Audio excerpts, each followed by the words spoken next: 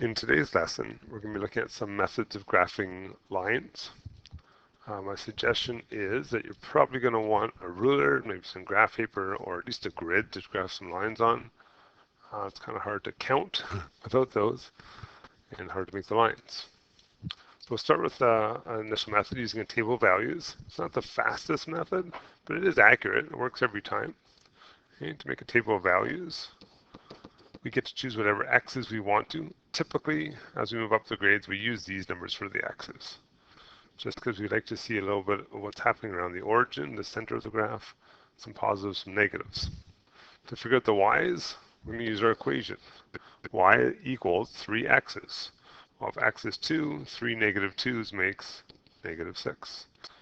How about 3 negative 1's? That's negative 3. 3 zeros, 3 times 1, 3 times 2. And here's our table of values. We can graph this. I'm going to point out the first point, negative 6, is actually off my graph. Now you can estimate if it's close, but you don't actually have to graph every single point either. Graph the ones that fit. 0, 0, over 1, up 1, 2, 3, and over 2 and 1, 2, 3, 4, 5, 6. Remember, when you're graphing, x's are your left and rights, and y's are ups and downs. And there's our first line. We'll put some arrows on the end because technically it keeps going forever and ever and ever. We only graph part of it. Okay, let's try the next one. Same ideas. X and Y, we'll pick the same x's because it makes our life easier. This time, however, we got to replace the x in this equation. So negative 2 times negative 2, that's 4, and then we have to add 1.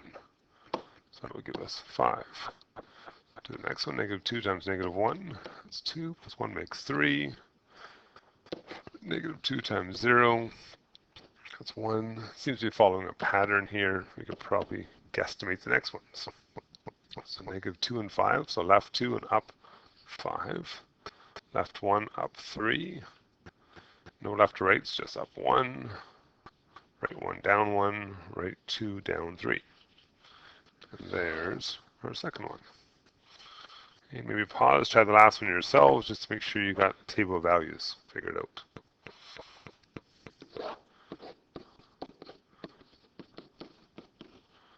Okay, so 4 times negative 2 is negative 8. If I subtract 5, I get negative 13.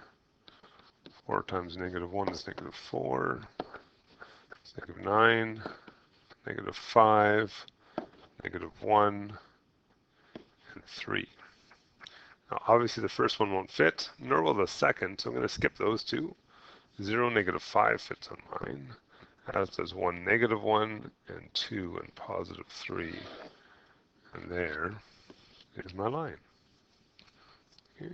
Again, tables of values are great. They work. You just have to make sure you make your table accurately and do your calculations. But they're kind of time consuming. So we have some shortcuts. Our big idea today is if you have an equation in the form y equals mx plus b, which we've seen. Grade 9, that's what we did lots of time with, this equation that took this form. B was called our initial value. It's also the point where you cross through the y-axis. If you go back for just a second, this number is my b value. It happens when there's no x's. If I get rid of the x's, look what I have. I have y is 1. Well, that's right here. That's where I cross the y-axis. It's a really nice point to find. If you look at the one we just did at the end over here, negative 5 was my b. Well, there's negative 5 right there. Okay. It's a pretty quick thing to find. We call that the y-intercept. You might also recall the idea of slope or rate. Okay, that's our m value. And we can use the idea of rise and run to find more points. Okay, so for example, in this equation, this looks like a perfect order to me. It says y equals m, there's my m, x, and b. Now b happens to be a negative 4. If I thought of this as what happens if there was no x's, I would be at y is negative 4 right off the bat. That's right there. That gives me a dot. I can find other dots by following the pattern of the line, the slope. The m, that's this guy, tells me to rise 2 and run 3. And when we rise, that means we go up. When we run, it means we go over to the right. So we can go up 2 and over 1, 2, 3, up 2 and over 1, 2, 3. And look at that, I made a line really fast. Okay, I'll try another one together. Same idea here. Y equals mx and b.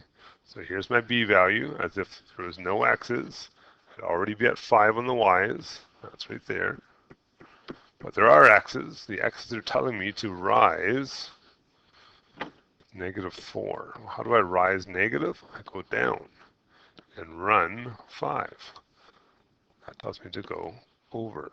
So I'm going to go down 4. So 1, 2, 3, 4, and over 1, 2, 3, 4, 5. And make a dot right there. I can only fit 2 dots this time, but that's okay because all I really need is 2 dots to make a line. Okay, we're going to try some of these. You guys are going to try. So pause. You try see yourself. Here's my B at -1 on the y's. Here's my rise. It's telling me to go up 3. Here's my run. It's telling me to go over 2. So up 1, 2, 3, over 1, 2. 2, 3, over 1, 2. I try to make as many dots as I can to make sure my line stays straight. Next one, our B value is 2. Our slope is 1/2 and it's negative. Now remember we talked way back when negatives are portable, so I'm going to move my negative sign from there and put it up top to remind myself my rise tells me to go down, my run tells me to go over. So down 1 over 2, down 1 over 2, so on and so on. And actually I can work backwards too and just follow the pattern to make sure it stays straight. Ooh, that was not straight. Let's try that again. Better. Okay. Those are kind of the straightforward ones. So let's look at some of the issues sometimes we see. And the next one, my y-intercept is -4.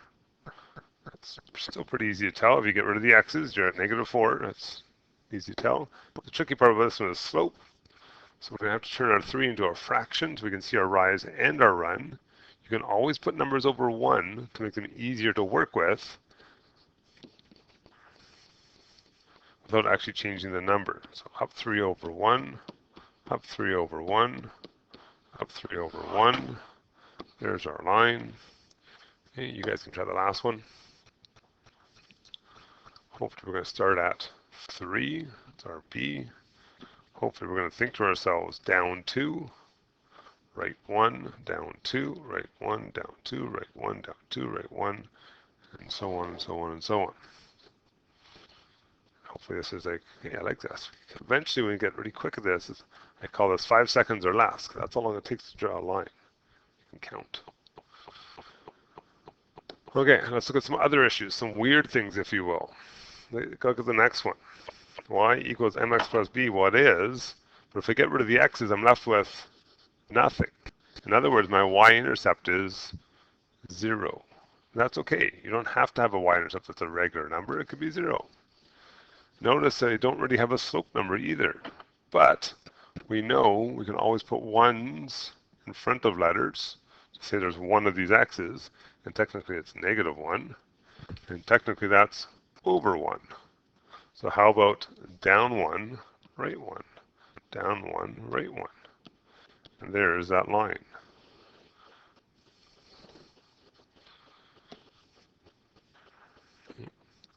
Next trick is, there's no x's. Well, there are no x's, which means this is my y-intercept. This is my b, just a number. And I don't even have a slope. There are no x's. In other words, x must be 0, so there's no slope. If there's no slope, if your slope is 0, technically that's 0 over 1, so rise nothing, just run, just run, just run, just run, you have a horizontal line. One of the tricks I remind kids about is usually if you have one letter, your line only goes one direction. So we had just y, one letter only. Okay, the next series of questions are slightly tricky just because they're not in the right order, but we can fix that pretty easily. Okay, we can get rid of the 4x by moving it over here. To get rid of the 4x, we have to subtract 4x. And whatever we do to one side, do to the other. Then end with y equals mx and b. You're allowed to rearrange equations to make them easier. It's kind of like adding a 1 into the fraction to make it easier. So we're going to start at negative 4, and from there, we have to go down 4 and right 1. Now notice that goes way off the graph this time. So, I can't do that. I'm supposed to do that. I'm supposed to go down and right. But if you ever come across a situation where you can't fit that on the graph, do the exact opposite. So the opposite of down would be up, the opposite of right would be left. So let's go up 4, 1, 2, 3, 4, but we're going to go left 1 this time. Up 1, 2, 3, 4, and left 1. And it does the same thing, just did it backwards. Okay. This last one here, again, we want to get y by itself. So I could get rid of the 3x like we did the last time, but if I do that, notice I'm going to end up with negative y, which is fine. I can deal with that later, but it might actually be easier to bring the y to the other side and the 4 back again. Okay, to get rid of minus y, let's add a y. So we've got a positive y, which is what we want on this side. We have to add the 4, so let's add the 4 over here. And how about 3x plus 4 is y? Isn't that the same thing as saying y is 3x plus 4? It's just in backwards order. It means the same thing. Y-intercept is 4. From there, we're supposed to go up 3 and right 1, but that looks like it's going off my graph. So let's reverse it. Let's go down 3 and backwards 1. Down 3 and backwards 1. And now you got yourself your line. Okay, last set. Okay, can you try the same thing with k here? Get y by itself. The question you want to ask yourself is it positive? Well, it is. So let's move the 2x then. Oh, we get y equals. To get rid of the 2x, is going to have to subtract. We can graph that at negative 3. This one actually fits.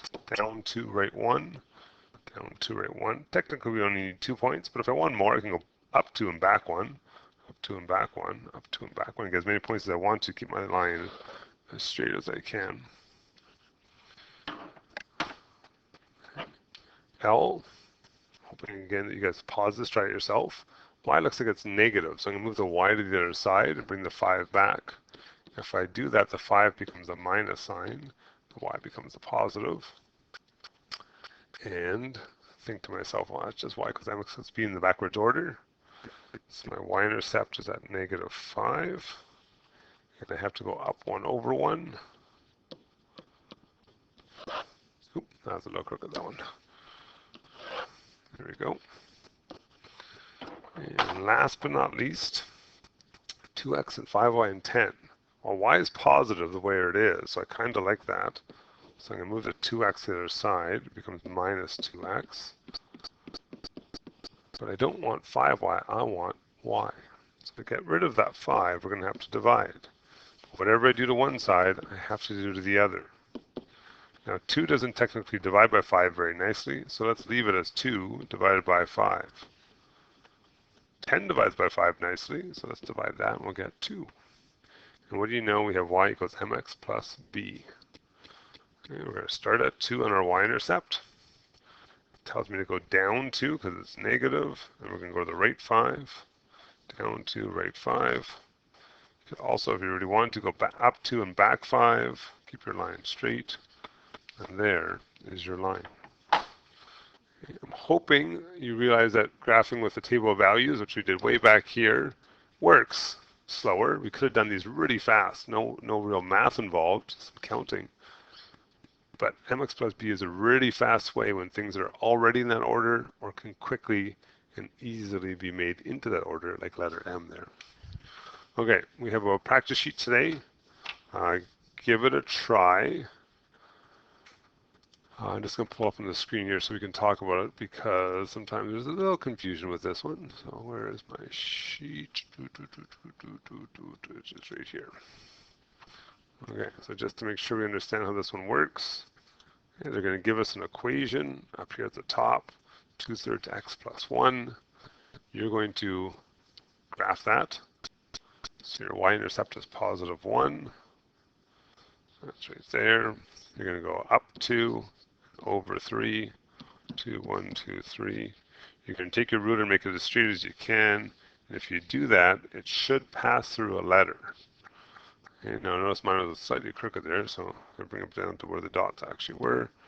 I should go through the letter O, which means at the bottom of this page, in box 1, we're going to put the letter O, because that was actually where it was. It was right there. So 1, we'll put an O in right here.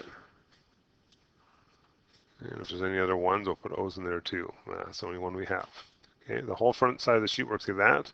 On the back side of the sheet, you're going to have to rearrange and do the same thing. This one doesn't have any boxes to put in, but I'm going to get Y by itself. Okay. If you're stuck, come see me.